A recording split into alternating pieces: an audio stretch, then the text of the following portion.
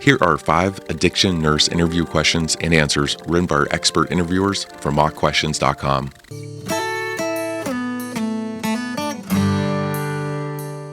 Question number 1.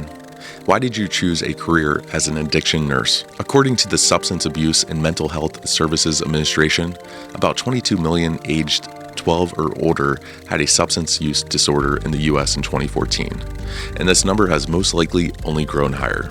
With your career, you have the opportunity to impact these people in a positive way and help them find their way to recovery. I wanted to find a career that would challenge me to grow and become a better person by giving back to others. When I started seriously thinking about my future and what possibilities there are, I really felt like I could make a difference in just one person's life and help them overcome the stronghold of addiction, that it would be worth it all. Being an addiction nurse gives me the chance to work on a one-to-one basis with patients who are really struggling and need help. I can't imagine ever doing anything else. Question number 2. Has there ever been a time when you felt threatened by a patient? If so, how did you handle the situation? For nurses and other healthcare providers who work with patients who suffer from addictions, this risk is serious and can happen on a routine basis, especially during the detox period when patients are agitated and feel more on edge. The interviewer wants to know that you are capable of handling a stressful, potentially threatening situation and that you understand it's part of the job. So far, I am thankful to say that I have never been threatened by a patient. There are times when tensions are high, especially when a client is going through the detoxification period.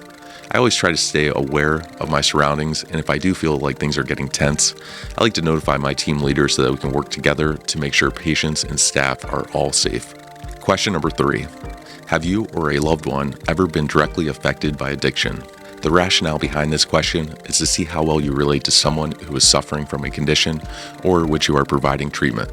This would be a good opportunity for you to share your thoughts and to display an attitude of true empathy for those who are struggling. I have a family history of alcoholism. I've had a few glasses of wine in my life, but never allowed myself the indulgence of anything more than that.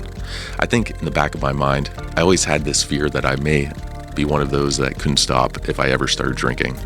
Seeing the effects of the use of alcohol on those I love has been a big reason for my desire to help others with addictions. Question number 4. What are some major factors that may cause a patient to relapse, and how do you approach preparing clients to cope with or avoid these risk factors? Being able to identify risk factors associated with addiction is a crucial skill for anyone working with patients battling addiction. The interviewer wants to know that you are able to identify risk factors and that you can demonstrate proper education to assist with prevention of relapse. Patients who have poor coping mechanisms lack skills necessary to divert themselves from substance abuse and, as a result, often resort back to their addictive behaviors. When our team identifies a client who appears to have poor coping mechanisms, we immediately begin to introduce measures to help these clients cope. Helping clients identify stressors or triggers that may cause them to relapse is one of the first steps. When clients can identify triggers, we can then address ways for them to learn to cope, such as having a support system to call on when the stress becomes too much. Question number 5. Is there a type of patient or specific diagnosis that you find is more difficult to work with? Tell the interviewer about a particular situation or patient.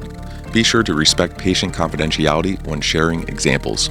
When a patient doesn't take responsibility to start making changes that are constructive in their life, I find these cases very difficult. I do my best to empower them because ultimately, they are the ones who can change their own lives. However, if they choose not to do the work, treatment is a whole lot harder.